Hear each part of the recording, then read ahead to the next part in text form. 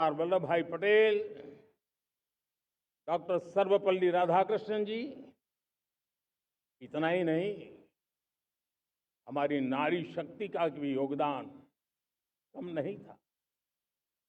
हंसा मेहता जी, दाक्षायणी, वेलायुधन जैसी विदुषियों ने भी भारत के संविधान को सशक्त करने में अपनी भूमिका निभाई थी। आज लाल किले की प्राचीर से देश का मार्गदर्शन करने वाले, देश को दिशा देने वाला संविधान के निर्माताओं को आदरपूर्वक नमन करता हूं।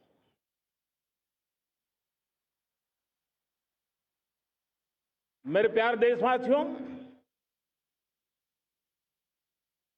हम आज डॉक्टर श्यामा प्रसाद मुखर्जी की 125वीं जयंती भी मना रहे हैं। डॉक्टर श्यामा प्रसाद मुखर्जी भारत के संविधान के लिए बलिदान देने वाले देश के पहले महापुरुष थे। संविधान के लिए बलिदान, धारा 370 की दीवार गिराकर एक देश एक संविधान के मंत्र को जब हमने साकार किया तो हमने डॉक्टर श्यामा प्रसाद मुखर्जी को सच्ची श्रद्धांजलि दी। लाल किले पर आज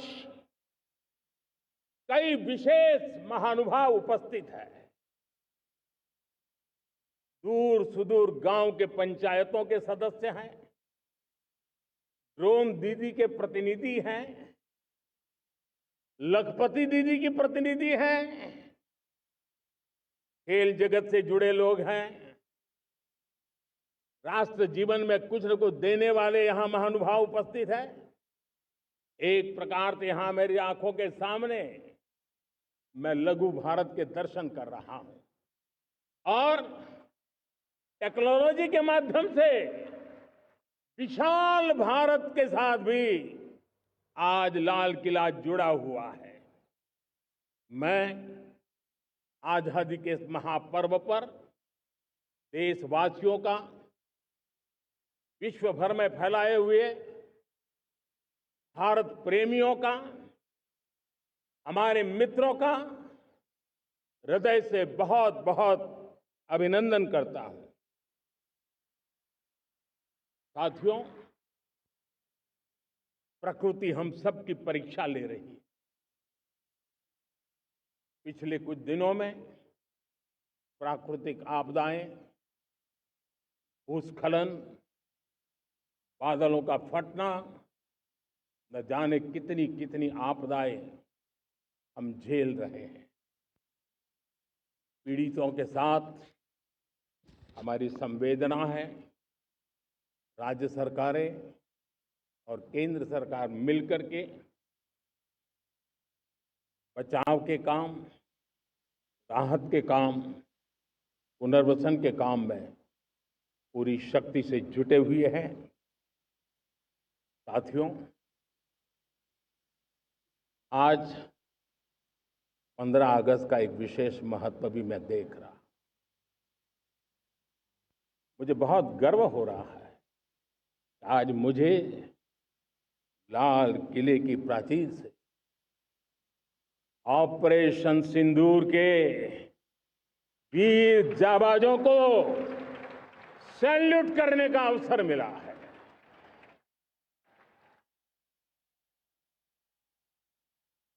हमारे वीर जाबाज सैनिकों ने दुश्मनों को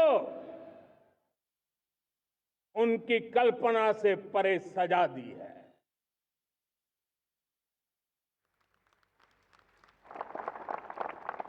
और इस अपील को पहलगाम में सीमा पार से आतंकियों ने आकर के जिस प्रकार का कत्लेआम किया, धर्म पूछ पूछ करके लोगों को मारा गया, पत्नी के सामने पति को गोलियां दी, बच्चों के सामने अपने पिता को मौत के घाट उतार दिया गया। पूरा हिंदुस्तान आक्रोश से भरा हुआ था। पूरा विश्व भी इस प्रकार से संहार से चौंक गया था। मेरे प्यारे देशवासियों, ऑपरेशन सिंदूर उसी आक्रोश की अभिव्यक्ति है।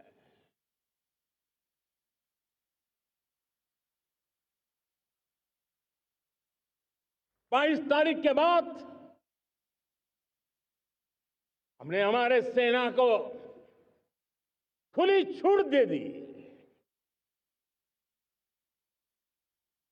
रणनीति वो तय करे, लक्ष्य वो तय करे, समय भी वो चुने, और हमारी सेना ने वो करके दिखाया जो कई दशकों तक कभी हुआ नहीं था। सैकड़ों किलोमीटर दुश्मन की धरती पर घुस करके आतंकी हेडक्वार्टर्स को मिट्टी में मिला दिया। आतंकी इमारतों को खंडहर बना दिया।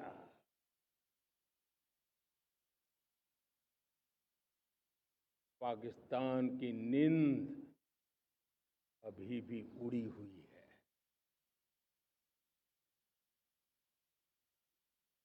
पाकिस्तान में हुई तबाही इतनी बड़ी है कि रोज नए नए खुलासे हो रहे हैं, नई नई जानकारियां आ रही हैं। मेरे प्यारे देशवासियों, हमारा देश कई दशकों से आतंक को झेलता आया हुआ है। देश के सीने को छलनी कर दिया गया है। अब हमने एक न्यू नॉर्मल प्रस्थापित किया। आतंक को और आतंकी को पालने पोसने वालों को, आतंकियों को ताकत देने वालों को अब हम अलग अलग नहीं मानेंगे।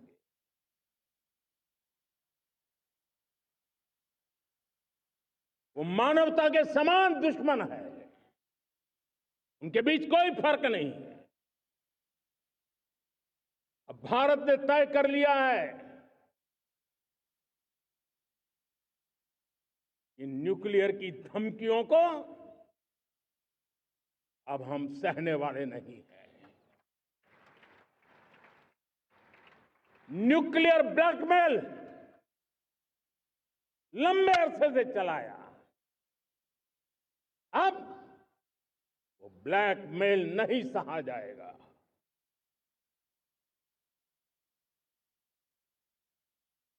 आगे भी अगर दुश्मनों ने ये कोशिश जारी रखी, हमारी सेना तय करेगी। सेना की शर्तों पर, सेना जो समय निर्धारित करे उस समय पर, सेना जो तौर तरीके तय करे उस तौर तरीके से, सेना जो लक्ष्य तय करे उस लक्ष्य को अब हम अमल में ला करके रहने वाले हैं। हम मुंह तोड़ जवाब देंगे। मेरे प्यारे देशवासियों, भारत ने तय कर लिया है, खून और पानी एक साथ नहीं बहेंगे।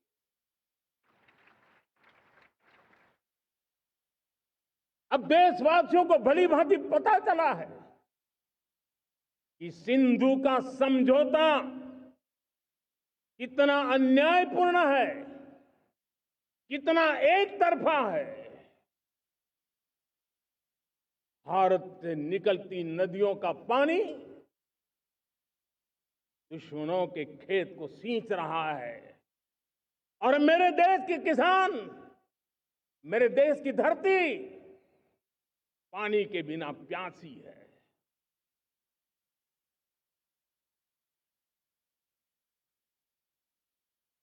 ये ऐसा समझौता था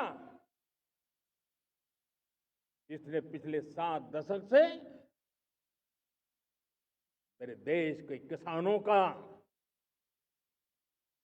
अकल्पनीय नुकसान किया है।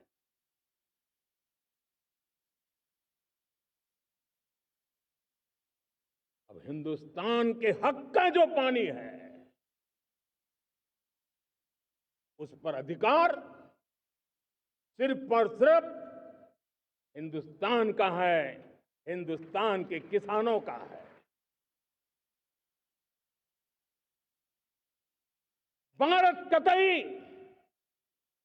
सिंधु समझौते को, उस स्वरूप को दशकों तक सहा है, उस स्वरूप को आगे नहीं सहा जाएगा। किसान हित में, राष्ट्र हित में ये समझौता हमें मंजूर नहीं है। मेरे प्यारे देशवासियों, आजादी के लिए असंख्य लोगों ने बलिदान दी,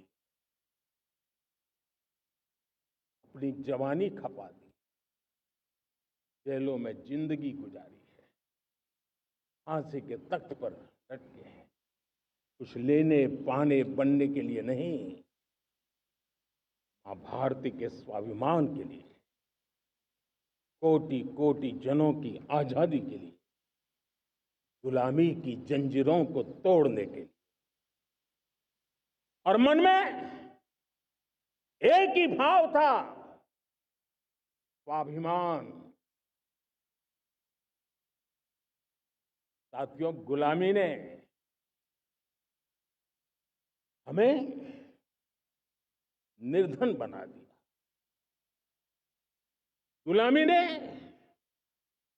हमें निर्भर भी बना दिया, औरों पर हमारी निर्भरता बढ़ती गई।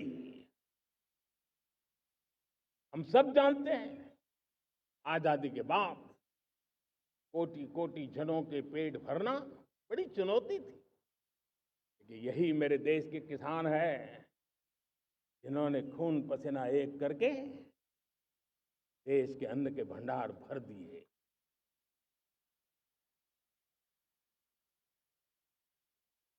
अनाज के संबंध में देश को आत्मनिर्भर बना दिया।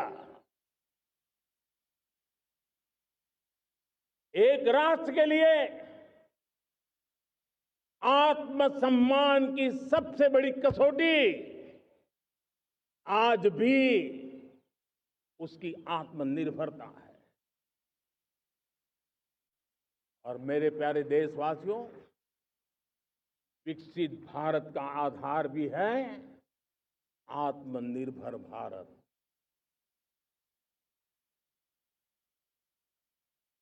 जो दूसरों पर ज्यादा निर्भर रहता है उसकी आजादी पर उतना ही बड़ा प्रश्न चिन्ह लग जाता है।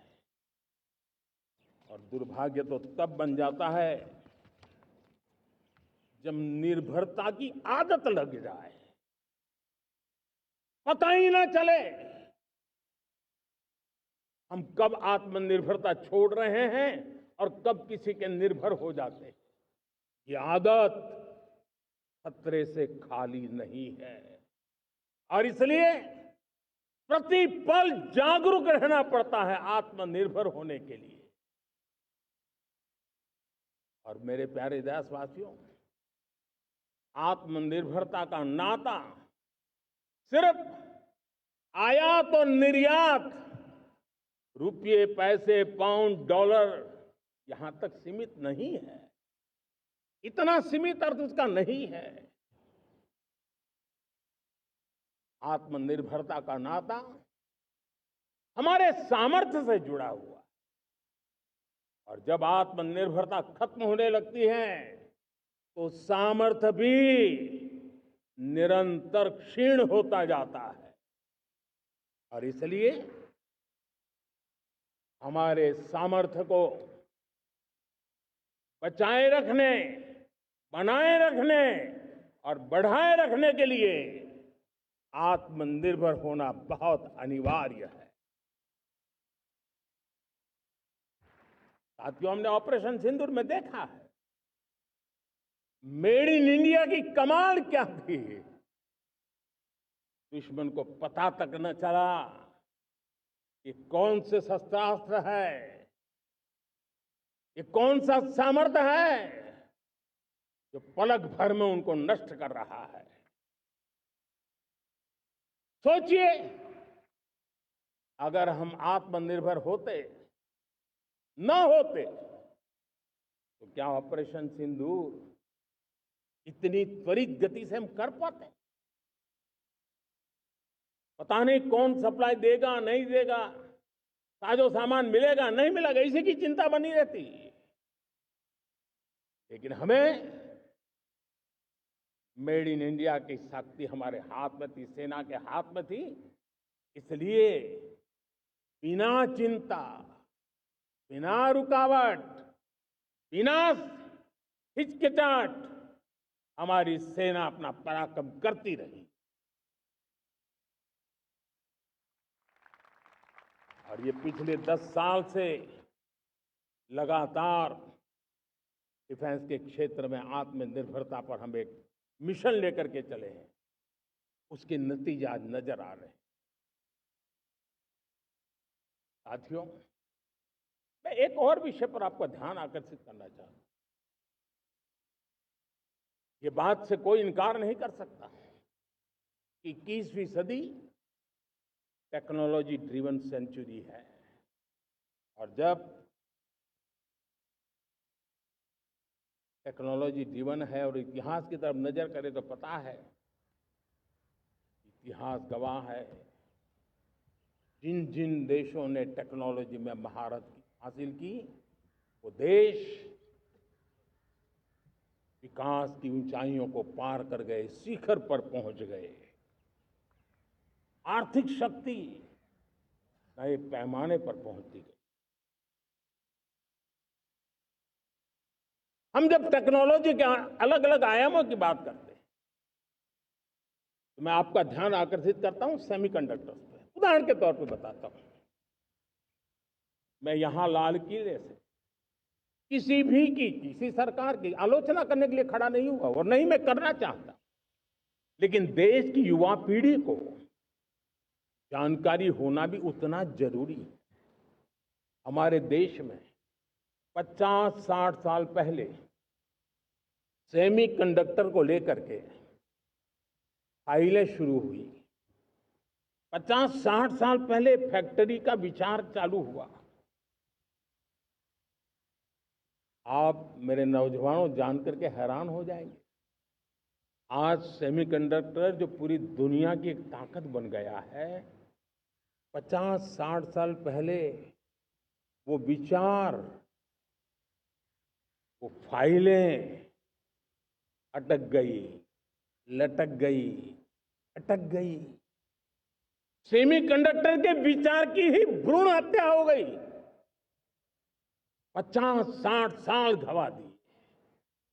हमारे बाद कई देश सेमीकंडक्टर में आज महारत हासिल करके दुनिया में अपनी ताकत को प्रस्थापित कर रहे हैं। साथियों, आज हमने उस बोझ से मुक्त होकर के मिशन मोड में सेमीकंडक्टर के काम को आगे बढ़ाया।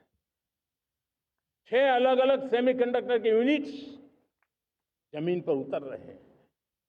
4 नए यूनिट्स को हमने ऑलरेडी हरी झंडी दिखा दी है, ग्रीन सिग्नल दे दिया है। और देशवासियों और मेरे खास करके नौजवानों, और विश्व भर में भारत की टेक्नोलॉजी की ताकत को समझने वाले लोगों को भी कहना चाहूंगा, इसी वर्ष के अंत तक मेड इन इंडिया, भारत की बनी हुई, भारत में बनी हुई, भारत के लोगों द्वारा बनी हुई मेड इन इंडिया चिप्स बाजार में आ जाएगी।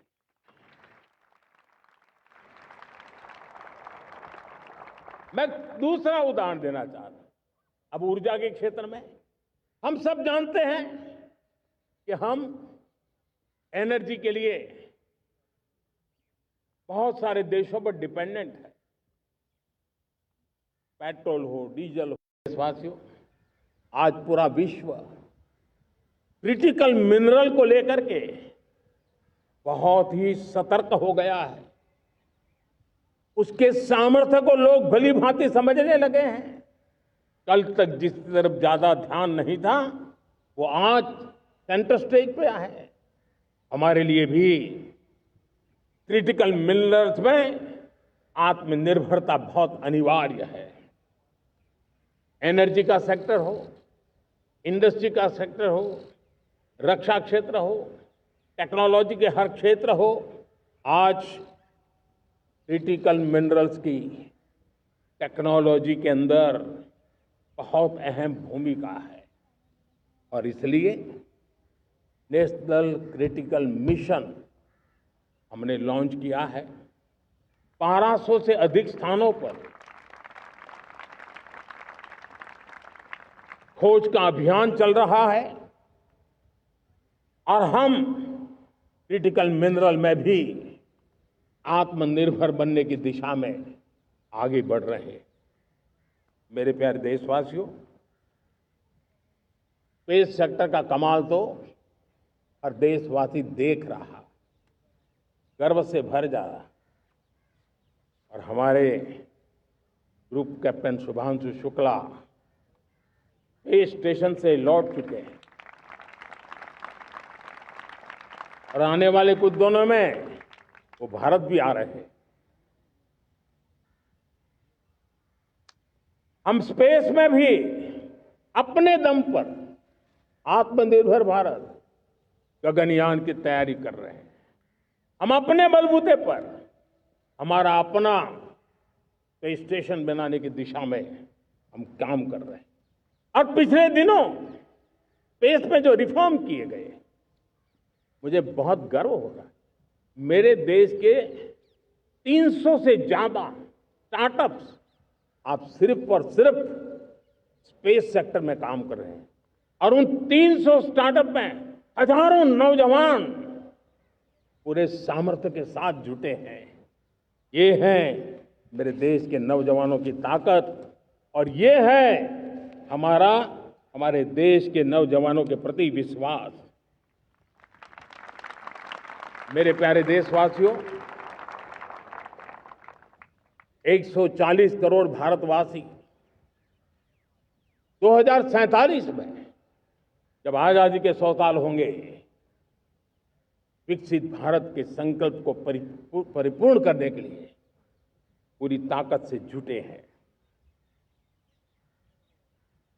इस संकल्प की पूर्ति के लिए भारत आज हर सेक्टर में आधुनिक इकोसिस्टम तैयार कर रहा है। और आधुनिक इकोसिस्टम हर क्षेत्र में हमारे देश को आत्मनिर्भर बनाएगा। आज मेरा लाल किले की प्राचीर से मेरे देश के युवा वैज्ञानिकों को, मेरे टैलेंटेड यूथ को, मेरे इंजीनियर्स को और प्रोफेशनल्स को और सरकार के हर विभागों को भी मेरा आह्वान है, क्या हमारा अपना made in India fighter jets के लिए जेट इंजन हमारा होना चाहिए कि नहीं होना चाहिए?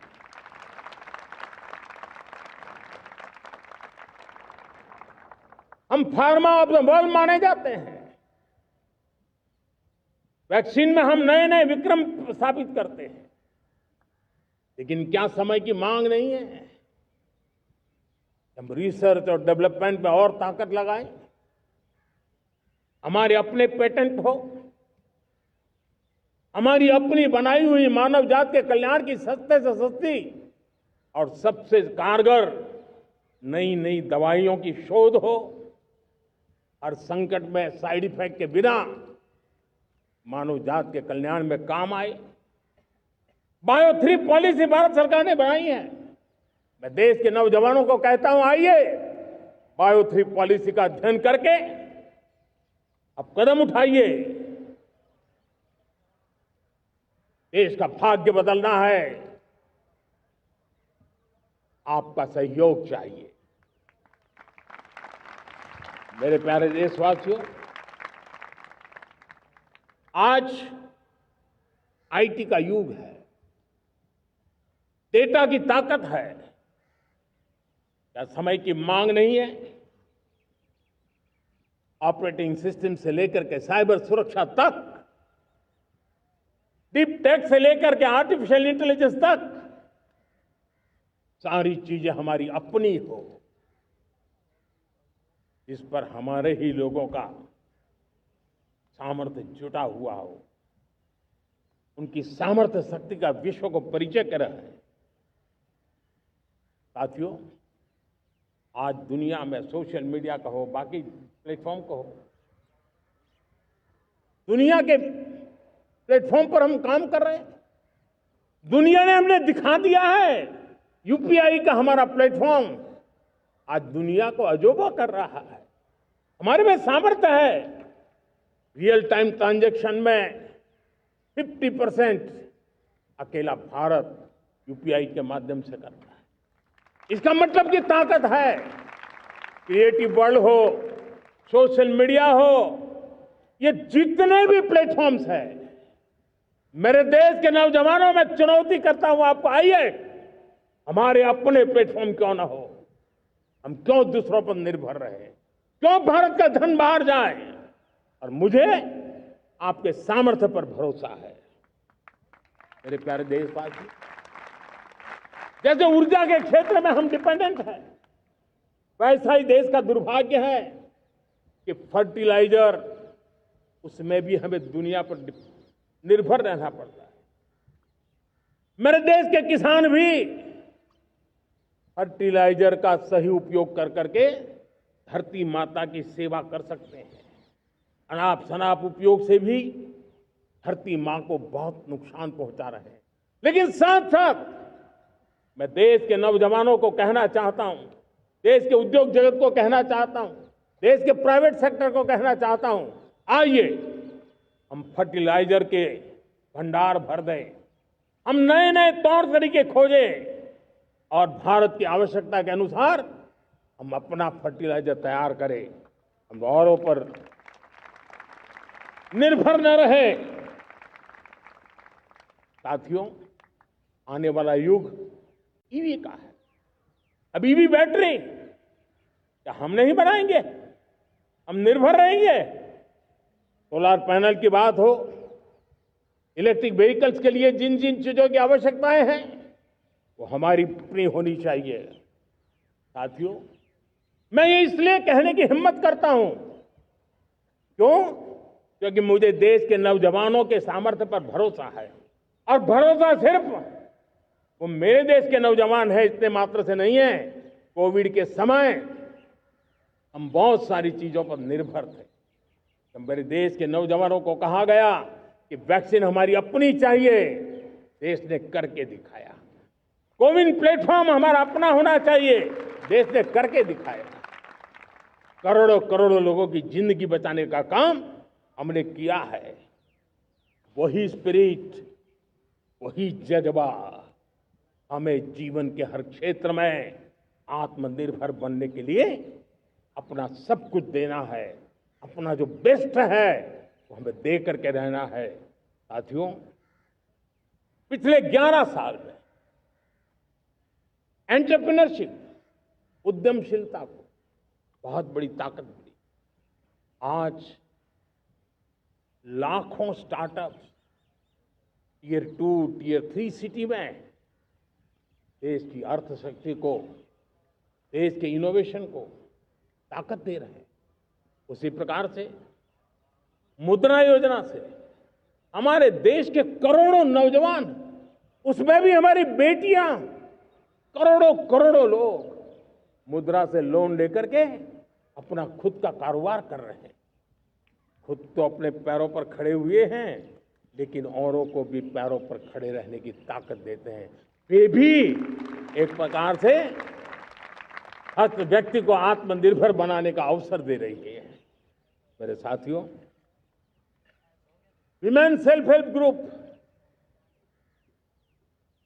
किसी का ध्यान नहीं था। पिछले 10 साल में विमेन सेल्फ हेल्प ग्रुप ने कमाल करके दिखाया। आज उनके प्रोडक्ट दुनिया के बाजार में जाने लगे हैं। लाखों करोड़ों का कारोबार हमारे विमेन सेल्फ हेल्प ग्रुप करते हैं। मैंने एक बार मन की बात में खिलौने की बात कही थी। हम करोड़ों करोड़ रुपए के खिलौने विदेश से लाते थे। मैंने ऐसे ही मन की बात में कहा, करे मेरे देश के नौजवानों, ऐसा भी करेंगे क्या? किलो भी बाहर जाएंगे। और आज मैं गर्व से कहता हूं कि मेरा देश खिलौने एक्सपोर्ट करने लग गया है। यानी देश के सामर्थ्य को हर प्रकार के अवसर मिले, हर रुकावटों से मुक्ति मिले, उसको सर्वाधिक करने के लिए प्रेरित किया जाए। देश कर सकता है।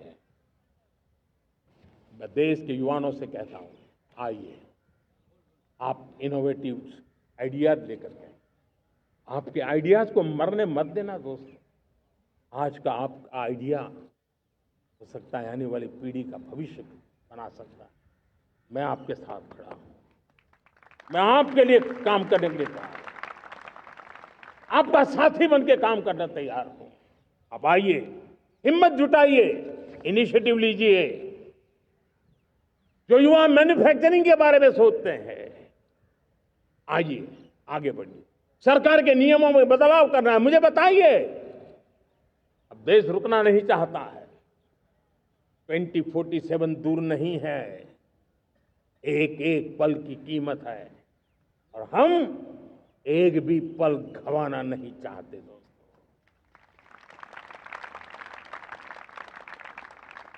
साथियों, ये आगे बढ़ने का अवसर है, बड़े सपने देखने का अवसर है, संकल्प के लिए समर्पित होने का अवसर है। जब सरकार आपके साथ है और मैं स्वयं आपके साथ हूं, तब हम नया इतिहास बना सकते हैं।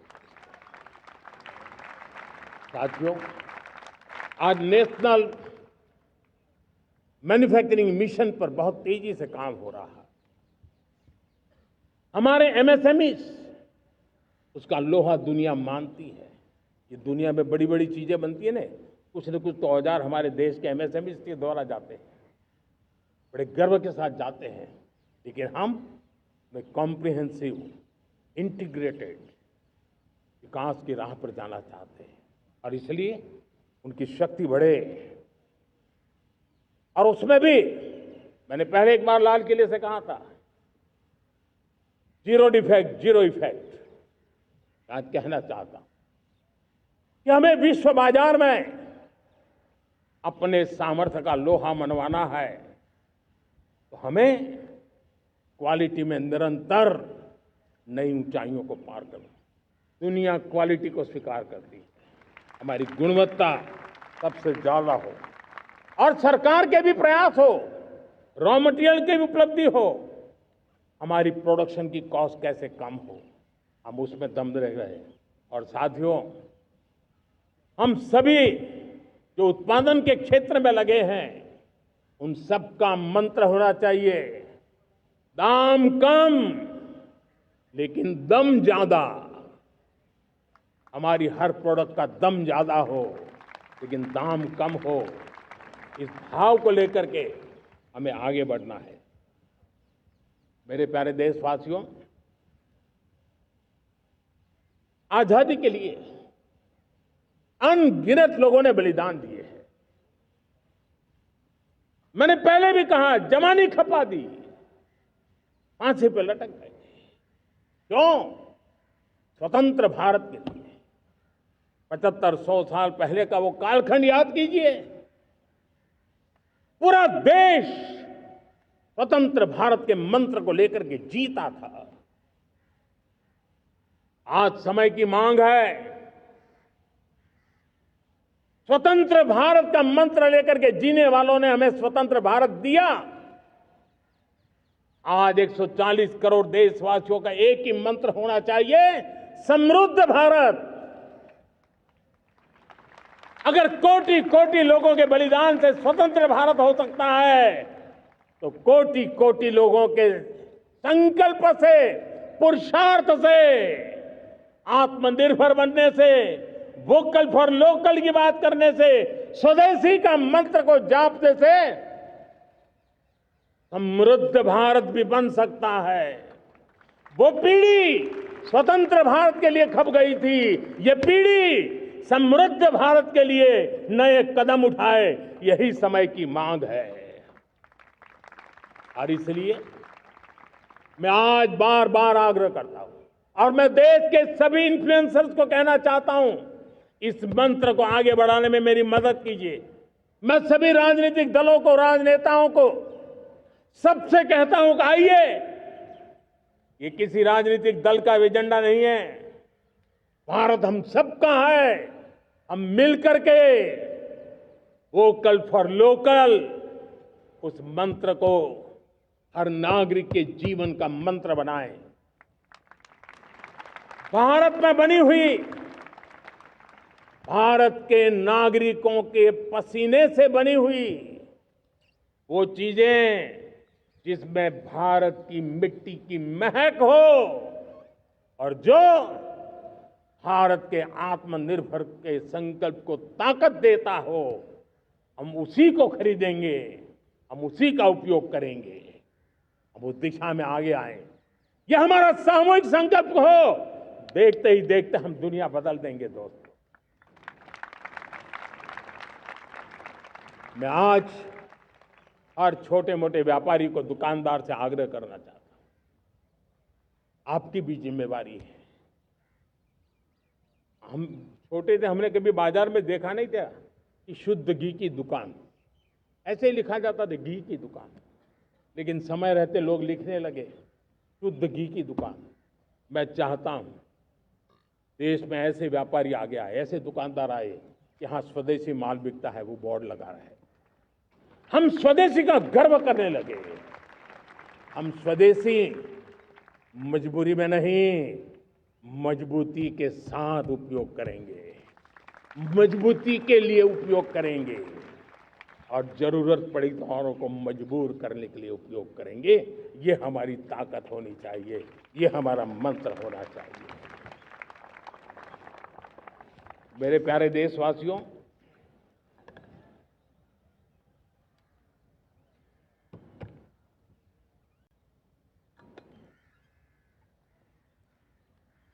मुझे बहुत लंबे समय से सरकार में काम करने का अवसर मिला। मैंने कई सारे उतार चढ़ाव देखे हैं, सरकारों की मुसीबतों से भी मैं परिचित हूं, व्यवस्थाओं की मर्यादाओं से भी परिचित हूं। लेकिन उसके बावजूद भी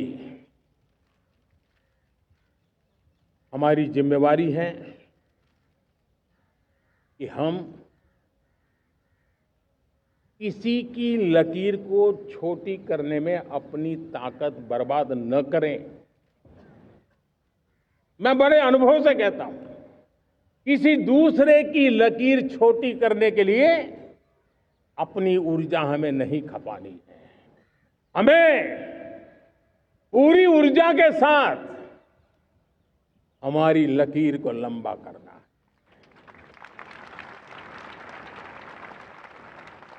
हम अगर अपनी लकीर लंबी करते हैं तो दुनिया भी हमारा लोहा मानेगी। आज जब वैश्विक परिस्थितियों में आर्थिक स्वार्थ दिनों दिन बढ़ रहा है,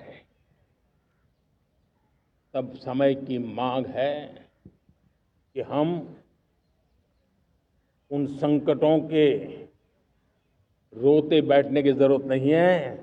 हिम्मत के साथ हम अपनी लकीर को लंबी करें।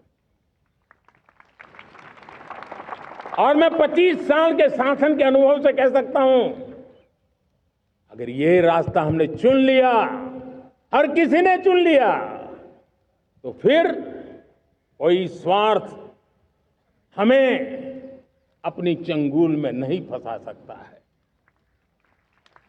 मेरे प्यारे देशवासियों, बीता दशक रिफॉर्म, परफॉर्म, ट्रांसफॉर्म कर रहा है, लेकिन अब हमें और नई ताकत से जुड़ना है। पिछले दिनों हमने कई रिफॉर्म्स किए, एफडीआई हो, इंश्योरेंस कंपनी की बात हो, विश्व की यूनिवर्सिटीज को भारत के अंदर स्थान देने की बात हो, कई रिफॉर्म्स किए हैं। 40,000 से ज्यादा अनावश्यक कंप्लायंसेस को हमने खत्म किया है। इतना ही नहीं, 1500 से अधिक पुराने कानून जो बाबा आदम के जमाने के थे, उन सबको हमने खत्म कर दिया है। हमने दर्जनों कानूनों को सरल करने के लिए संसद में जाकर के जनता के हितों को सर्वोपरि रख करके बदलाव किए हैं। इस बार भी हो हल्ला के बीच लोगों तक बात पहुंची नहीं होगी, लेकिन एक बहुत बड़ा रिफॉर्म इनकम टैक्स एक्ट में हुआ है। करीब 280 से ज्यादा धाराएं हमने समाप्त करने का निर्णय किया है। और साथियों, सिर्फ आर्थिक मोर्चे पर ही रिफॉर्म नहीं, हमने नागरिक के जीवन को भी आसान बनाने के लिए रिफॉर्म किए। इनकम टैक्स रिफंड की बात हो, रिफॉर्म का परिणाम है। फेसलेस असेसमेंट की बात हो, रिफॉर्म का परिणाम है। 12 लाख तक आज इनकम टैक्स से मुक्ति दे देना, देश का जो भविष्य बनाने में उत्सुक है ऐसा मेरा मध्यम वर्ग का परिवार आज फूला नहीं समा रहा है। कभी किसी ने सोचा नहीं था कि 12 लाख रुपए तक का इनकम टैक्स पर जीरो कर दिया जाएगा। आज कर लिया है। जब देश का सामर्थ्य बढ़ता है तो देशवासियों को लाभ मिलता है। अंग्रेजों के जमाने से दंड संहिता में हम दबे पड़े थे, दंड का भय दिखा करके जीवन चल रहा था। 75 साल आजादी के ऐसे ही गए। हमने दंड संहिता को खत्म कर दिया, न्याय संहिता को ले आए हैं।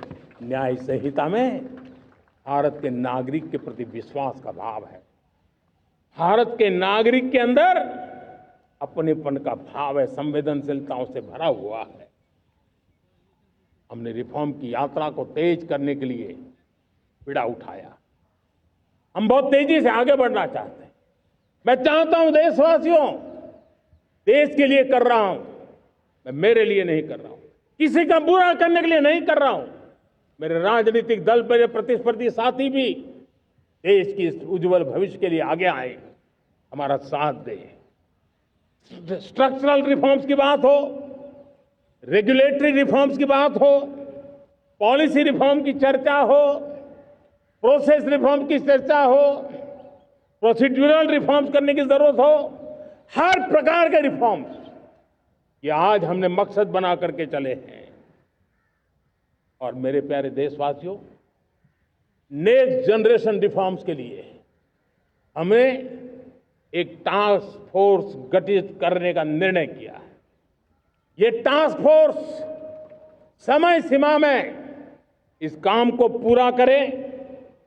वर्तमान नियम, कानून, नीतियां, रीतियां 21वीं सदी के अनुकूल, वैश्विक वातावरण में अनुकूल और भारत को 2047 में विकसित राष्ट्र बनाने के संदर्भ में नए सिरे से तैयार हो और उसका समय सीमा में अपना कार्य पूरा करने के लिए इस टास्क फोर्स की रचना की है। साथियों, ये रिफॉर्म के कारण जो नए लोग अपना भविष्य बनाने चाहते हैं उनको तो हिम्मत मिलेगी। हमारे स्टार्टअप्स हो, हमारे लघु उद्योग हो, हमारे गृह उद्योग हो, उन उद्यमियों को उनकी कंप्लायंस कॉस्ट बहुत कम हो जाएगी और उसके कारण उनको एक नई ताकत मिलेगी। जो एक्सपोर्ट की दुनिया में उनको लॉजिस्टिक सपोर्ट के कारण, व्यवस्थाओं में बदलाव के कारण उनको एक बहुत बड़ी ताकत मिलेगी। साथियों, ऐसे ऐसे कानून है हमारे देश में, छोटी छोटी चीजों के लिए जेल में डालने के कानून है। आप हैरान हो जाएंगे, किसी ने नजर नहीं दौड़ाई। मैं पीछे लगा हूं, ये मेरे देश के नागरिकों को जेल में बंद करने वाले जो अनावश्यक कानून है वो खत्म होने चाहिए। हम संसद में पहले भी बिल लाए थे, इस बार भी लेके आए हैं। साथियों, इस दिवाली में आपकी डबल दिवाली का काम मैं करने वाला हूं। इस दिवाली में आपको एक बहुत बड़ा तोहफा देशवासियों को मिलने वाला है। पिछले 8 साल से हमने जीएसटी का बहुत बड़ा रिफॉर्म किया। पूरे देश में टैक्स के बर्डन को कम किया, टैक्स की व्यवस्थाओं को सरल किया और 8 साल के बाद समय की मांग है कि हम एक बार उसको रिव्यू करें। हमने एक हाई पावर कमेटी को बिठा करके रिव्यू शुरू किया, राज्यों से भी विचार विमर्श किया और मेरे प्यारे देशवासियों, हम नेक्स्ट जनरेशन जीएसटी रिफॉर्म्स लेकर के आ रहे हैं।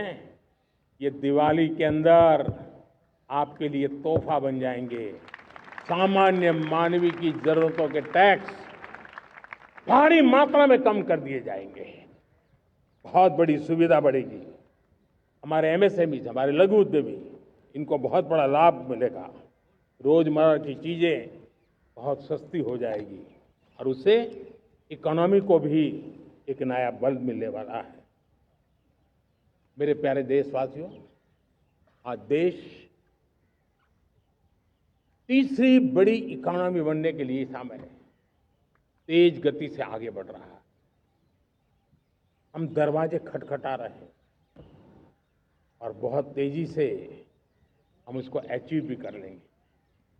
और कोई तो दिन होगा, मैं आपके बीच आकर के लाल किले की प्राचीर से ये खबर भी सुनाऊंगा।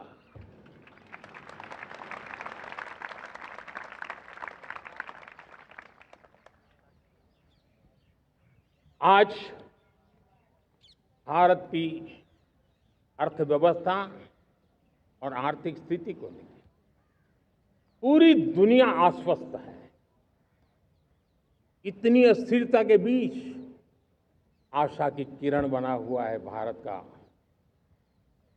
फाइनेंशियल डिसिप्लिन, भारत की फाइनेंस की ऊर्जा। संकट के घेरे में जब अर्थव्यवस्था पड़ी हुई है, तब भारत ही उसे बाहर निकलेगा, ये भरोसा दुनिया में पनपा है। आज इन्फ्लेशन कंट्रोल में है, फॉरेन एक्सचेंज रिजर्व हमारे बहुत मजबूत है, हमारे मैक्रो इकोनॉमिक इंडिकेटर्स बहुत मजबूत है। ग्लोबल रेटिंग एजेंसी भी लगातार भारत की सराहना करती हैं, भारत की अर्थव्यवस्था पर ज़्यादा से ज़्यादा विश्वास व्यक्त कर रही है। ये बढ़ती हुई अर्थव्यवस्था का लाभ मेरे देश के गरीबों को मिले, मेरे देश के किसानों को मिले, मेरे देश की नारी शक्ति को मिले, मेरे देश के मध्यम वर्ग को मिले, मेरे देश की विकास धारा को ताकत देने वाला बने। उस दिशा में हम नए नए प्रयास करें। आज युवाओं के लिए नए नए सेक्टर्स में हमारे नौजवानों के लिए अवसर बन रहे हैं। स्किल डेवलपमेंट, स्वरोजगार, बड़ी बड़ी कंपनियों में इंटर्नशिप, इस पर एक बहुत बड़े स्तर पर अभियान चल रहा है। और इसलिए देश के नौजवानों, आज मैं आपके लिए भी एक खुश खबर लेकर के आया। मेरे देश के नौजवानों के लिए आया। आज 15 अगस्त है। आज 15 अगस्त के ही दिन मेरे देश के युवाओं के लिए 1 लाख करोड़ रुपए की योजना हम चालू कर रहे हैं, लागू कर रहे हैं। आज से प्रधानमंत्री विकसित भारत रोजगार योजना आज ही 15 अगस्त को लागू हो रही है। ये आपके लिए बहुत खुशखबरी है। इस योजना के तहत निजी क्षेत्र में पहली नौकरी पाने वाले नौजवान को, बेटे बेटी को 15,000 रुपया सरकार की तरफ से दिए जाएंगे। कंपनियों को भी नए रोजगार देने के अवसर जो भी ज्यादा जुटाएगा, उनको भी प्रोत्साहन राशि दी जाएगी। प्रधानमंत्री विकसित भारत रोजगार योजना करीब करीब 3.5 करोड़ नौजवानों को रोजगार के नए अवसर बनाएगी। मैं सभी नौजवानों को इसके लिए बहुत बहुत बधाई देता हूं। मेरे प्यारे देशवासियों, आज भारत में नारी शक्ति का लोहा हर कोई मानने लगा। बढ़ती इकोनॉमी की लाभार्थी हमारी नारी है, लेकिन बढ़ती इकोनॉमी को गति देने में भी हमारी नारी का बहुत बड़ा योगदान भी, हमारी मातृशक्ति का योगदान है, हमारी स्त्री शक्ति का योगदान है। स्टार्टअप से लेकर स्पेस सेक्टर तक हमारी बेटियां छाई हुई हैं, खेल के मैदान में छाई हुई हैं, फौज में चमक रही है। आज गर्व के साथ नारी कंधे से कंधा मिलाकर के देश की विकास यात्रा में भागीदार हो रही।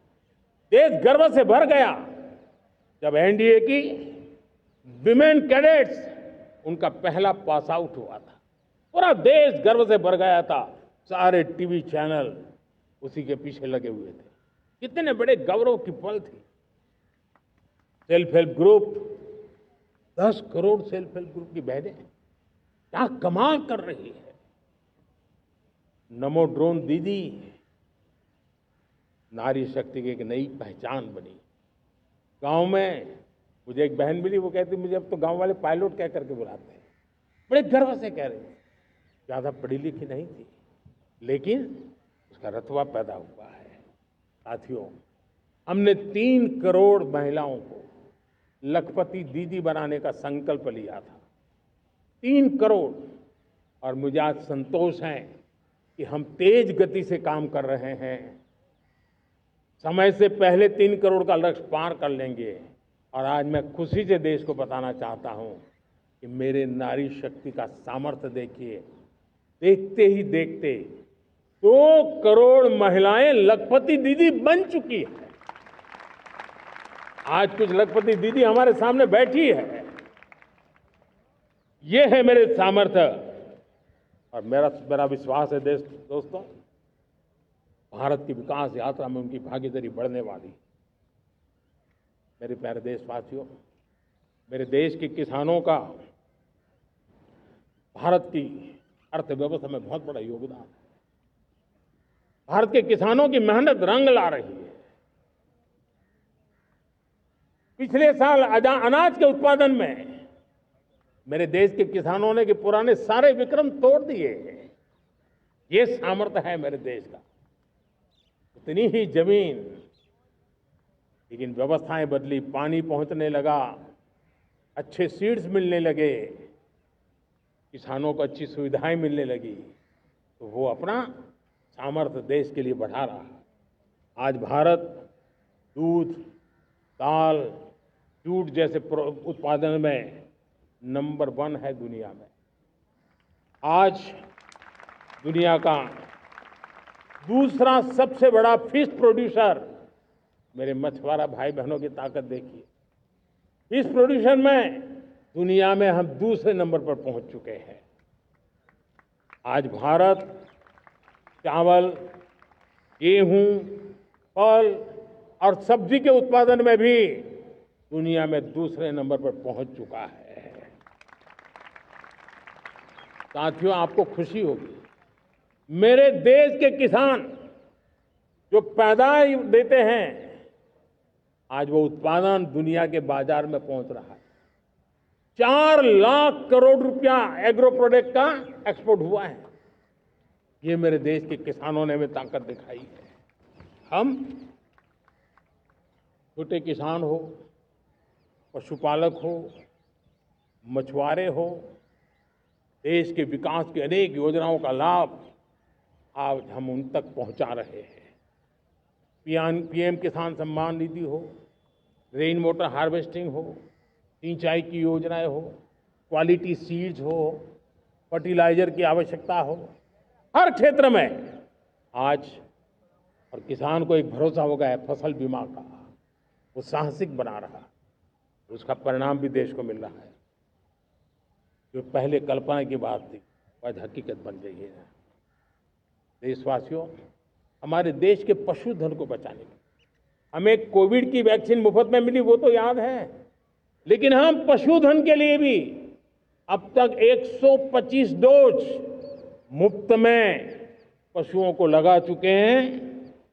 फूट एंड माउथ डिसीज से मुक्ति पाने के लिए, जो हमारा यहाँ उत्तर भारत में उसे खुरपका मुंहपका बीमारी कहते हैं, उसे बचाने के लिए 125 करोड़ डोज हम लगा चुके हैं और मुफ्त में लगा चुके हैं। हम खेती के मामले में देश के वो जिले जहां के किसान औरों से पीछे रह गए, किसी न किसी कारण से 100 जिले ऐसे हैं जहां अपेक्षाकृत कम खेती है, और इसलिए हमने 100 जिले आइडेंटिफाई किए हैं पूरे देश में से, और वहां के किसानों को एम्पावर करना, किसानों को शक्ति देना, किसानों को मदद करने का एक अभियान चलाया है। और इसके लिए पीएम धन धान्य कृषि योजना का आरंभ किया है।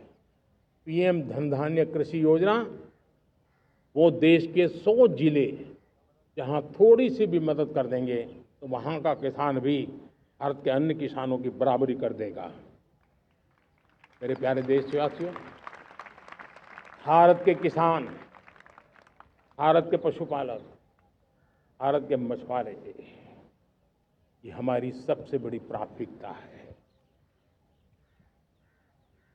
भारत के किसान, भारत के मछुआरे, भारत के पशुपालक,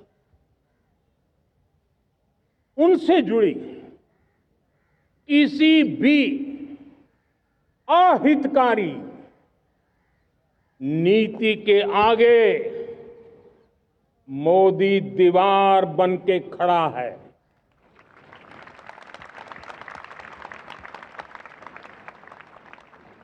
भारत अपने किसानों, अपने पशुपालकों, अपने मछुआरों के संबंध में कभी भी कोई समझौता नहीं स्वीकार करेगा।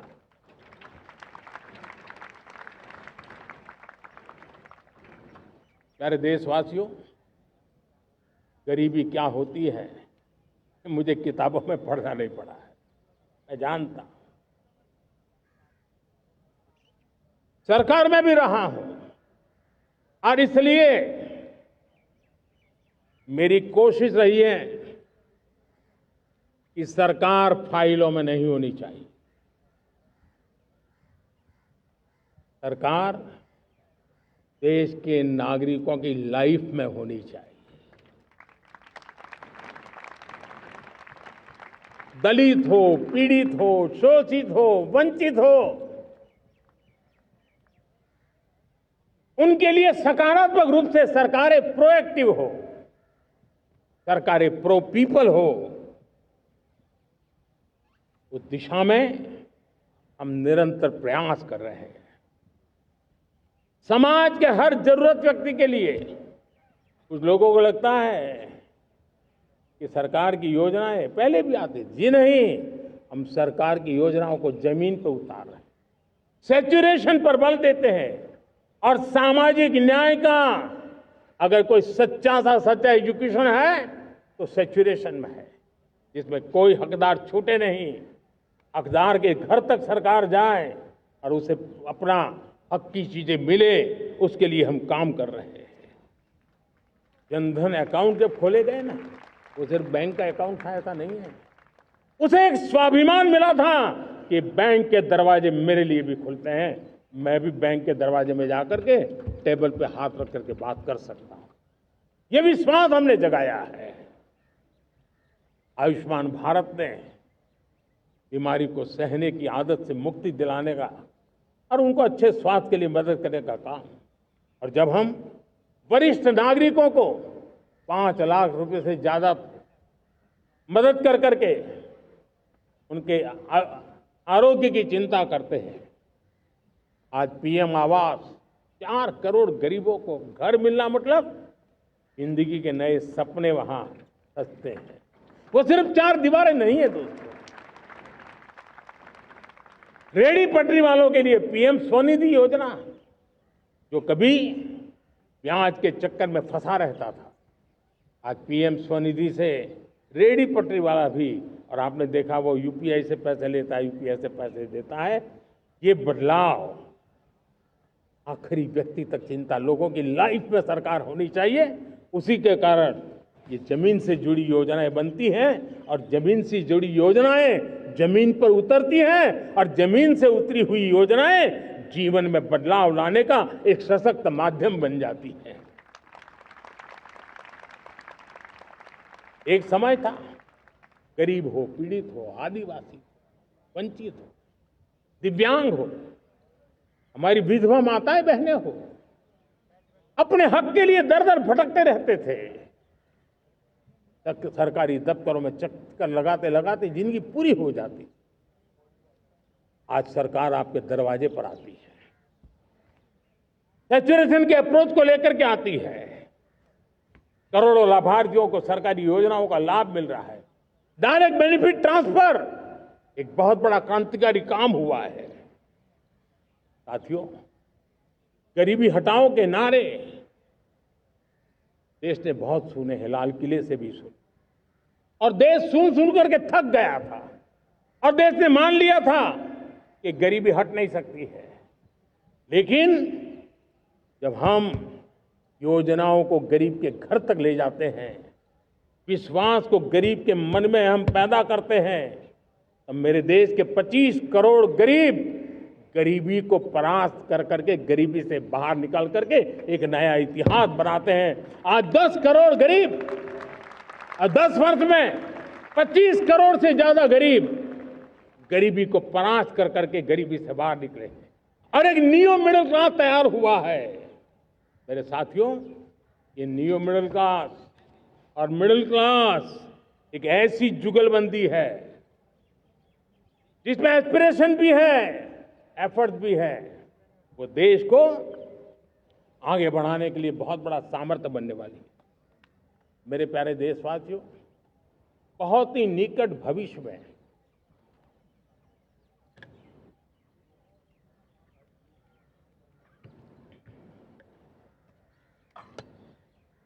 मेरे प्यारे देशवासियों, बहुत ही निकट भविष्य में महान समाज सुधारक महात्मा ज्योतिबा फुले जी की 200वीं जयंती आ रही है। हम उस जयंती के समारोह शुरू करने जा रहे हैं और महात्मा ज्योतिबा फुले के सिद्धांत, उन्होंने जो मंत्र दिए, उसमें हमारे लिए प्रेरणा है। पिछड़े को प्राथमिकता, पिछड़े को प्राथमिकता देते हुए हम परिवर्तन की ऊंचाइयों को प्राप्त करना चाहते हैं। हम इसके लिए परिश्रम की पराकाष्ठा करना चाहते हैं। हम पारदर्शी नीतियों के द्वारा पिछड़ों को प्राथमिकता, ये हम धरती पर उतारना चाहते हैं। हर पिछड़े के जीवन में उतारना चाहते हैं। साथियों, रेहड़ी पटरी वालों के लिए स्वनिधि योजना हो या हमारे हुनर वाले हाथ से काम करने वाले विश्वकर्मा योजना की बात हो, आदिवासी में भी जो पिछड़े रह गए हैं उनके लिए पीएम जनमन की योजना की बात हो, हमारे पूर्वी भारत को विकास में पूरे देश के अंदर बराबरी में लाना और उनको नेतृत्व देने की दिशा में काम हो, हम सिर्फ समाज पिछड़े हो उनकी चिंता तक अटकने वाले नहीं है। जो क्षेत्र पिछड़े हैं उनको भी हम प्राथमिकता देना चाहते हैं। जो जिले पिछड़े रहे हैं हम उनको प्राथमिकता देना चाहते हैं। जो ब्लॉक पिछड़े रहे हैं उनको प्राथमिकता देना चाहते हैं। हमने 100 एस्पिरेशनल डिस्ट्रिक्ट, 500 एस्पिरेशनल ब्लॉक उसी मिशन में काम किया है। हमने पूर्वी भारत के विकास के लिए हजारों करोड़ रुपए के इंफ्रास्ट्रक्चर के प्रोजेक्ट को बल दिया है। हमने पूर्वी भारत के जीवन को बदल करके देश की विकास यात्रा में भागीदार बनने का, मेरे प्यारे देशवासियों, जीवन हर क्षेत्र में विकास होना चाहिए। विकास के लिए खेल का भी महत्व होता है। और मुझे खुशी है कि एक जमाना था जहाँ बच्चे खेल में अगर समय लगाते हैं तो माँ बाप ज़्यादा पसंद नहीं करते थे। आज एकदम से उलट गया है। अगर बच्चे खेलकूद में आगे आते हैं, रुचि लेते हैं, तो माँ बाप गर्व से भर जाते हैं। मैं इसे एक शुभ संकेत मानता हूँ। मेरे देश के परिवार के अंदर खेल को प्रोत्साहन का वातावरण मैं देखता हूँ, मेरा मन गर्व से भर जाता है। मैं इसे देश के भविष्य के लिए बहुत शुभ संकेत मानता हूँ। और साथियों, इस खेल को बढ़ावा देने के लिए हमने नेशनल स्पोर्ट्स पॉलिसी, कई दशकों के बाद हम देश में खेलो भारत नीति को लेकर के आए हैं ताकि एक खेल जगत का सर्वांगीण विकास का प्रयास हो। स्कूल से लेकर के ओलंपिक तक हम एक पूरा इकोसिस्टम डेवलप करना चाहते हैं, चाहे कोचिंग की व्यवस्था हो, फिटनेस की बात हो, खेल के मैदान हो, खेल की व्यवस्थाएं हो, खेल के लिए आवश्यक साधन हो, लघु उद्योगों को भी खेल के साधन बनाने में मदद करने की बात हो। यानी एक प्रकार से पूरा इकोसिस्टम हम दूर दराज के बच्चों तक पहुंचाना चाहते हैं। लेकिन साथियों, जब मैं फिटनेस की बात करता हूं, जब मैं खेलकूद की बात करता हूं, तब मैं एक चिंता भी आपके सामने रखना चाहता हूं। हमारे देश के हर परिवार को चिंता करनी चाहिए। मोटापा हमारे देश के लिए बहुत बड़ा संकट बनता जा रहा है। आने वाले वर्षों में लोग, जो पंडित लोग हैं वो कहते हैं, जो जानकार लोग कहते हैं, हर तीसरे व्यक्ति में एक व्यक्ति मोटापे का शिकार होगा। हमें मोटापे से बचना है, ओबेसिटी से बचना है। और इसलिए मैंने बाकी सब करना पड़ेगा, लेकिन एक छोटा सा सुझाव दिया था कि परिवार तय करे कि जब खाने का तेल घर में आएगा 10% कम ही आएगा और 10% कम ही उपयोग करेंगे, और हम ओबेसिटी के खिलाफ लड़ाई को जीतने की दिशा में हम अपना योगदान देंगे।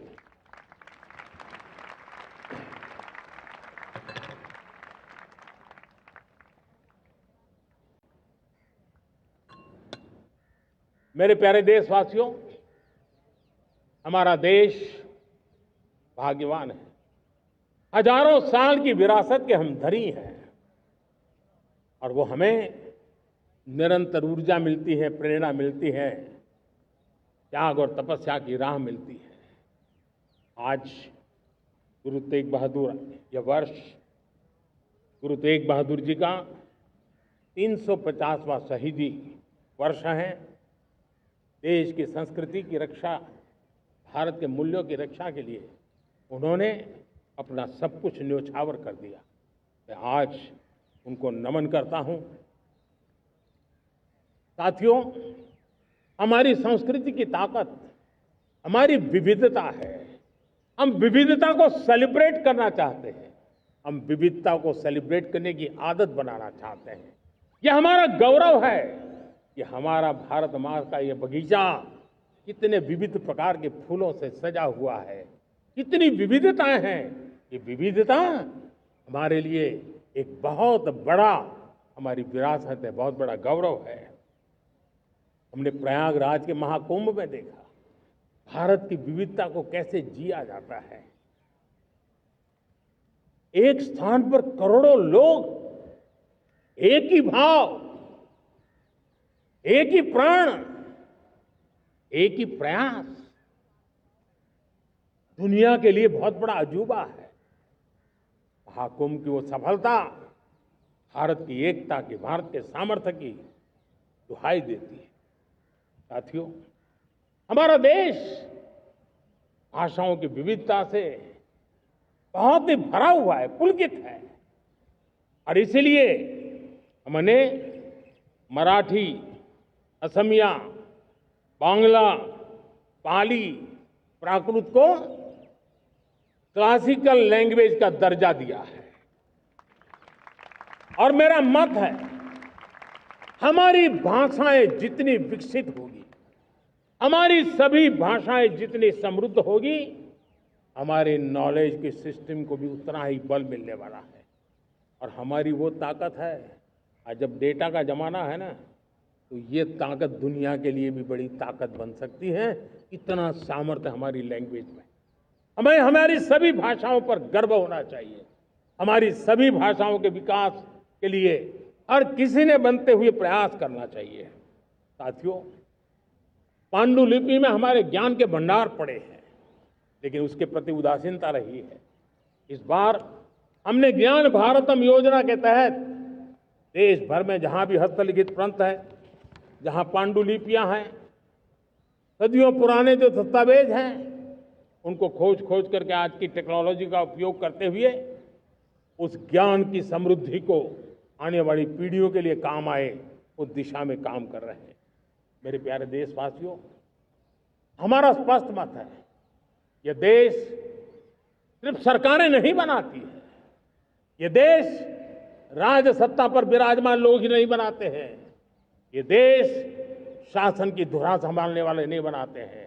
ये देश बनता है कोटि कोटि जनों के पुरुषार्थ से, ऋषियों के, मुनियों से, वैज्ञानिकों के, शिक्षकों के, किसानों के, जवानों के, सेना के, मजदूरों के, हर किसी के प्रयास से देश बनता है। हर किसी का योगदान होता है, व्यक्ति का भी होता है, संस्थाओं का भी होता है। आज मैं बहुत गर्व के साथ एक बात का जिक्र करना चाहता हूं। आज से 100 साल पहले एक संगठन का जन्म हुआ, राष्ट्रीय स्वयंसेवक संघ। 100 साल की राष्ट्र की सेवा एक बहुत ही गौरवपूर्ण स्वर्णिम पृष्ठ है। व्यक्ति निर्माण से राष्ट्र निर्माण के संकल्प को लेकर के 100 साल तक मां भारती का कल्याण का लक्ष्य लेकर के लक्षावधि स्वयंसेवकों ने मातृभूमि के कल्याण के लिए अपना जीवन समर्पित किया है। सेवा, समर्पण, संगठन और अप्रतिम अनुशासन, ये जिसकी पहचान रही है, ऐसा राष्ट्रीय स्वयंसेवक संघ दुनिया का ये सबसे बड़ा एनजीओ है। एक प्रकार से 100 साल का उसका समर्पण का इतिहास है। आज लाल किले की प्राचीर से 100 साल की इस राष्ट्र सेवा की यात्रा में योगदान करने वाले सभी स्वयंसेवकों को आदरपूर्वक स्मरण करता हूं और देश गर्व करता है राष्ट्रीय स्वयंसेवक संघ की इस 100 साल की भव्य समर्पित यात्रा को, और हमें प्रेरणा देता रहेगा। मेरे प्यारे देशवासियों, हम समृद्धि की ओर जा रहे हैं, लेकिन समृद्धि का रास्ता सुरक्षा से गुजरता है। पिछले 11 वर्षों में राष्ट्र सुरक्षा, राष्ट्र रक्षा, राष्ट्र के नागरिकों की रक्षा, इन सभी मोर्चों पर हमने पूरे समर्पण भाव से काम किया है। हम बदलाव लाने में सफल हुए हैं। यह देश जानता है कि हमारे देश का बहुत बड़ा जनजातीय क्षेत्र नक्सलवाद की चपेट में, माओवाद की चपेट में पिछले कई दशकों से लहूलुहान हो चुका था। सबसे ज्यादा नुकसान मेरे आदिवासी परिवारों को हुआ। आदिवासी माताओं बहनों ने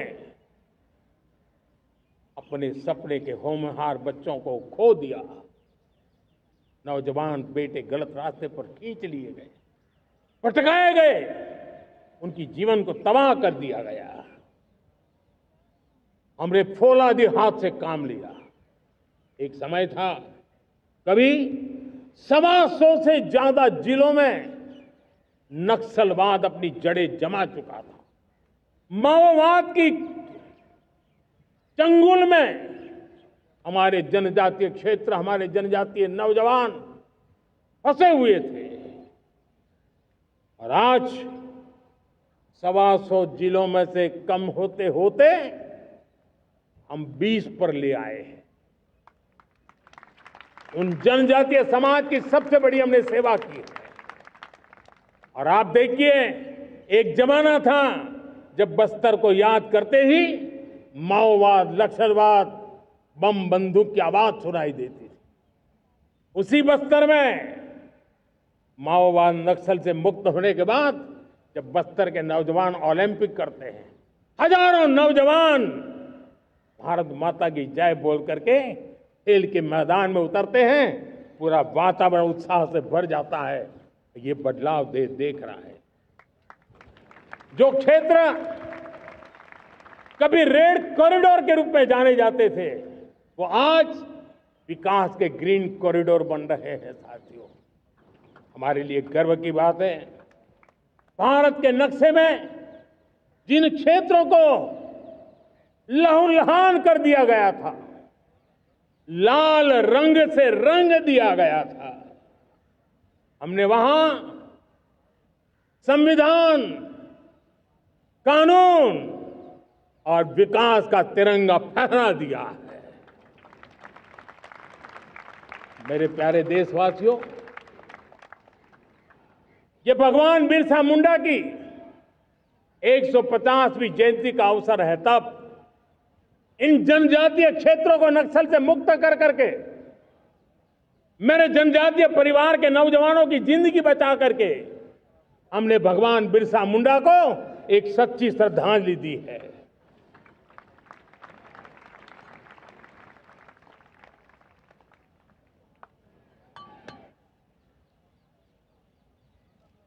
मेरे प्यारे देशवासियों, मैं आज देश के सामने एक चिंता, एक चुनौती के संबंध में आगाह करना चाहता हूं। षड्यंत्र के तहत, सोची समझी साजिश के तहत देश की डेमोग्राफी को बदला जा रहा है। एक नए संकट के बीज बोए जा रहे हैं। और ये घुसपैठिए मेरे देश के नौजवानों की रोजी रोटी छीन रहे हैं। एक घुसपैठिए मेरे देश की बहन बेटियों को निशाना बना रहे हैं। ये बर्दाश्त नहीं होगा। ये घुसपैठिए भोले भाले आदिवासियों को भ्रमित करके उनकी जमीनों पर कब्जा कर रहे हैं। ये देश सहन नहीं करेगा। और इसलिए मेरे प्यारे देशवासियों, जब डेमोग्राफी परिवर्तन होता है, सीमावर्ती क्षेत्रों में डेमोग्राफी में परिवर्तन होता है, तब राष्ट्रीय सुरक्षा के लिए संकट पैदा होता है।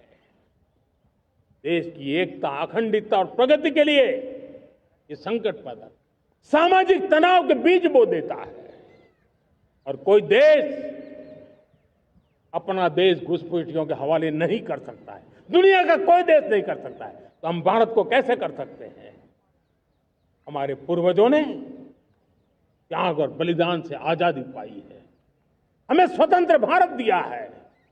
उन महापुरुषों के प्रति हमारा कर्तव्य है कि हम हमारे देश में ऐसी हरकतों को स्वीकार न करें। उनकी सच्ची श्रद्धांजलि होगी। और इसलिए मैं आज लाल किले की प्राचीर से कहना चाहता हूं, हमने एक हाई पावर्ड डेमोग्राफी मिशन शुरू करने का निर्णय किया है। ये मिशन, इस मिशन के द्वारा ये जो भीषण संकट नजर आ रहा है, भारत पे मंडरा रहा है जो संकट है, उसको निपटाने के लिए तय समय में सुविचारित सुनिश्चित रूप से अपने कार्य को करेगा। उस दिशा में हम आगे बढ़ रहे हैं। मेरे प्यारे देशवासियों, कल जन्माष्टमी का पावन पर्व है। भगवान श्री कृष्ण का जन्मोत्सव देश में मनाया जाता है। साथियों, जब मुझे भगवान श्री कृष्ण याद आते हैं तो हम देख रहे हैं कि पूरे विश्व में आज युद्ध के तौर तरीके बदल रहे हैं। हमने देखा है कि भारत युद्ध के हर नए तौर तरीकों को निपटने में समृद्ध है। हमने ऑपरेशन सिंदूर में दिखा दिया है। टेक्नोलॉजी में जो भी महारत थी, पाकिस्तान ने हमारे सैन्य ठिकानों पर, हमारे एयरबेस पर, हमारे संवेदनशील स्थलों पर, हमारे आस्था के केंद्रों पर, हमारे नागरिकों पर मिसाइल्स, ड्रोन अनगिनत मात्रा में उन्होंने वार किया। देश ने देखा है, लेकिन देश को सुरक्षित रखने के जो प्रयास पिछले 10 साल में हुए हैं, उस ताकत का परिणाम था कि उनके हर हमले को हमारे जाबाजों ने और हमारी टेक्नोलॉजी ने तिनके की तरह बिखेर दी।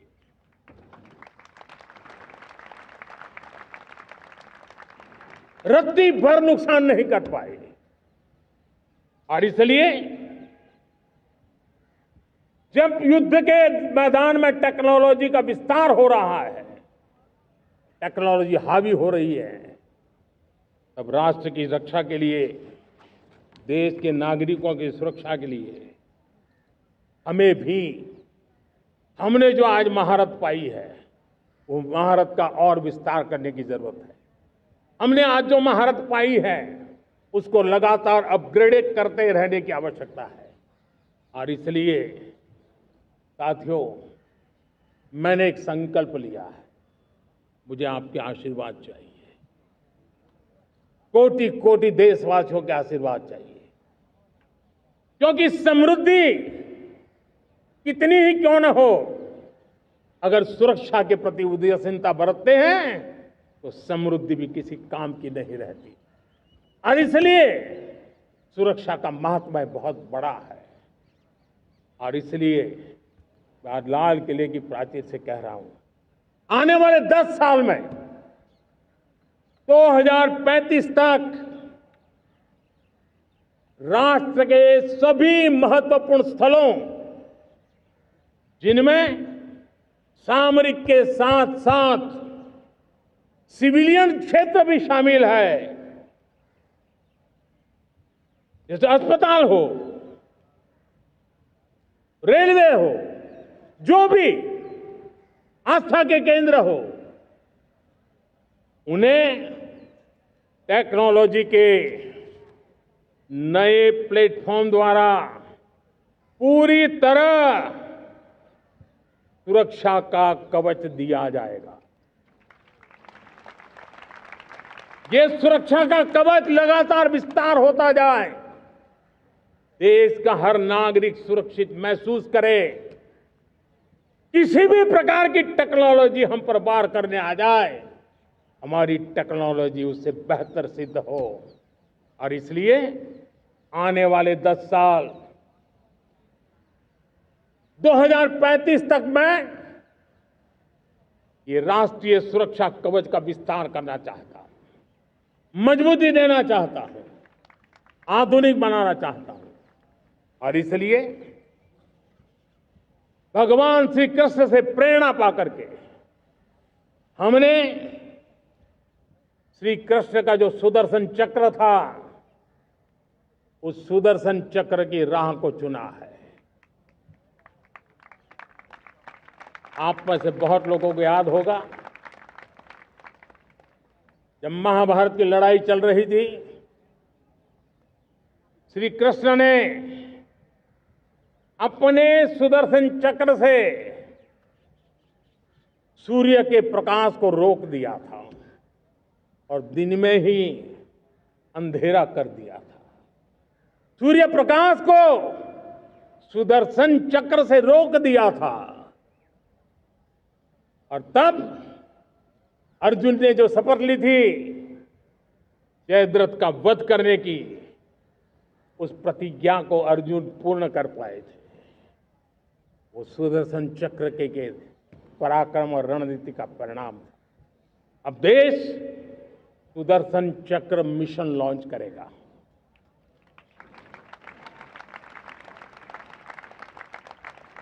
ये मिशन सुदर्शन चक्र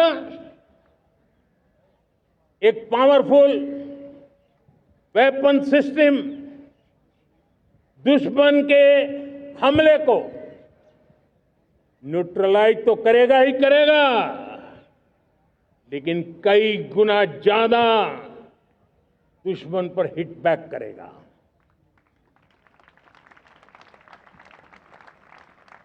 हमने भारत के इस मिशन सुदर्शन चक्र के लिए कुछ मूलभूत बातें भी तय की है। आने वाले 10 सालों में हम उसको प्रखरता से आगे बढ़ाना चाहते हैं। एक तो ये पूरी आधुनिक सिस्टम, इसके लिए रिसर्च, डेवलपमेंट, उसकी मैन्युफैक्चरिंग हमारे देश में ही हो, हमारे देश के नौजवानों के टैलेंट से हो, हमारे देश के लोगों के द्वारा बनी। दूसरा, एक ऐसी व्यवस्था होगी जो वॉरफेयर के हिसाब से भविष्य में क्या क्या संभावनाएं हैं, उसका हिसाब किताब लगा करके +1 की स्ट्रेटेजी वर्कआउट करेगी। और तीसरा, सुदर्शन चक्र की एक ताकत थी, वो बहुत ही प्रिसाइज, जहां जाना था वहीं जाता था और वापस श्री कृष्ण के पास लौट के आता था। हम इस सुदर्शन चक्र के द्वारा भी टारगेटेड प्रिसाइज एक्शन के लिए भी व्यवस्था को विकसित करने की दिशा में आगे बढ़ेंगे। और इसलिए युद्ध के बदलते तौर तरीकों में राष्ट्र की सुरक्षा, नागरिकों की सुरक्षा के लिए मैं बड़े प्रतिबद्धता के साथ इस कार्य को आगे बढ़ाने के लिए वचन देता हूं। मेरे प्यारे देशवासियों, जब हम लोकतंत्र की बात करते हैं, स्वतंत्र भारत की बात करते हैं, तब हमारा संविधान हमारे लिए सर्वोच्च दीप स्तंभ होता है, हमारा प्रेरणा का केंद्र होता है।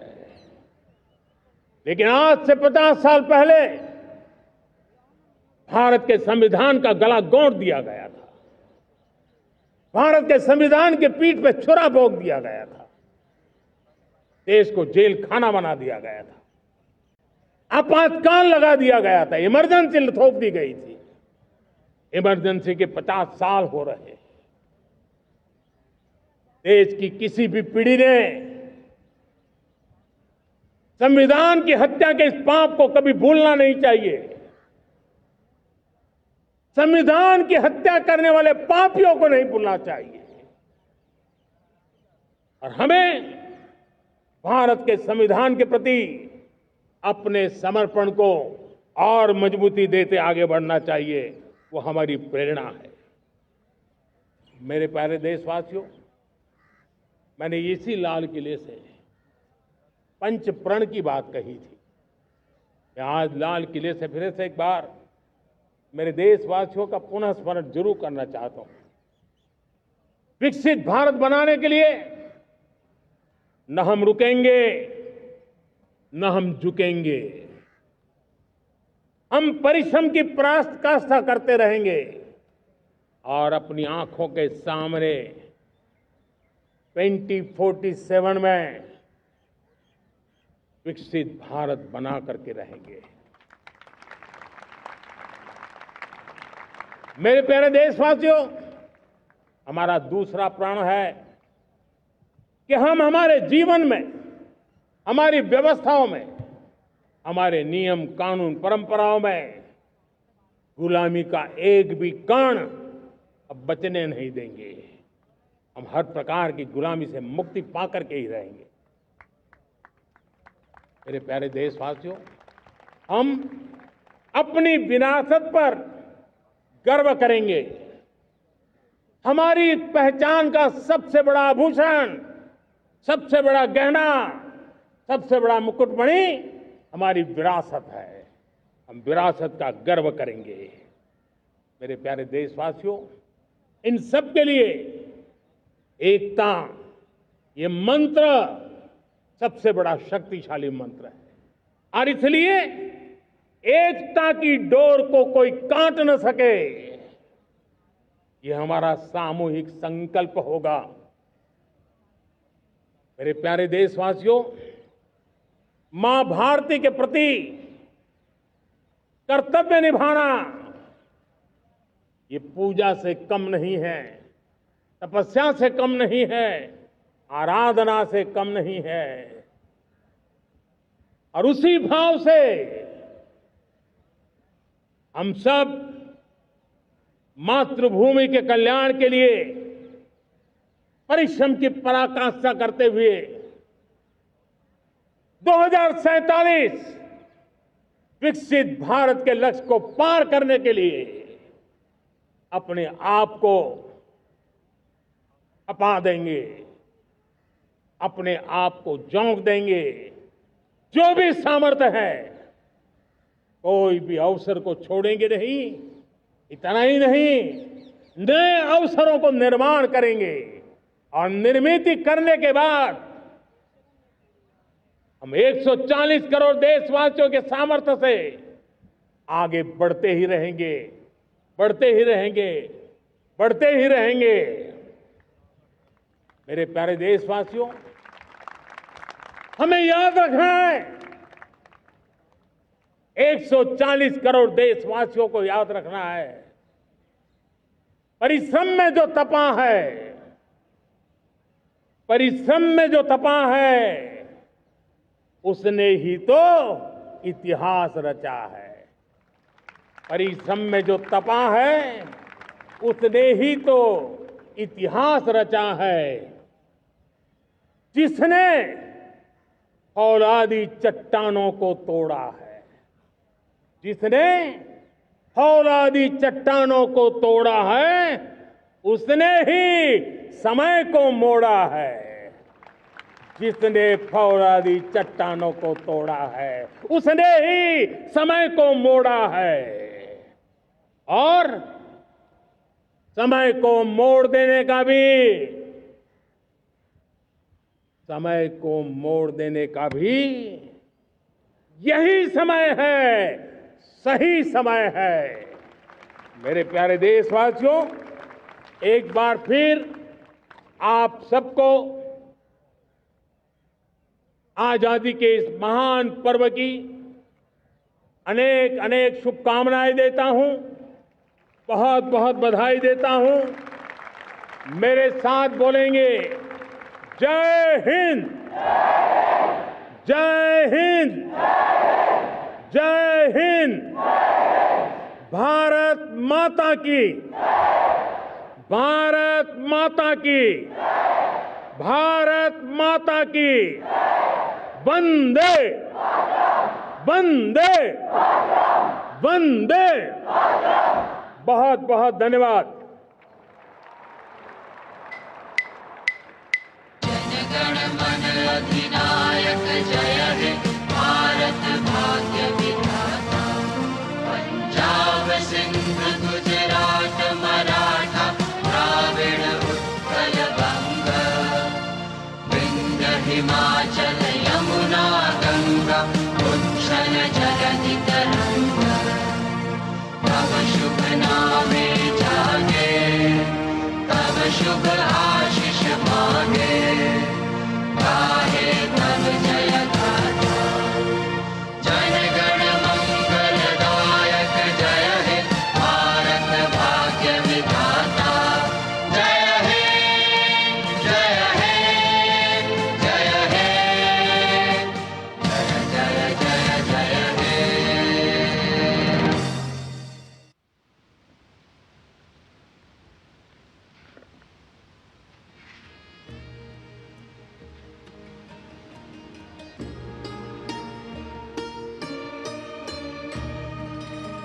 Prime Minister Narendra Modi, concluding another very well-received and successful Independence Day address from the ramparts of Red Fort.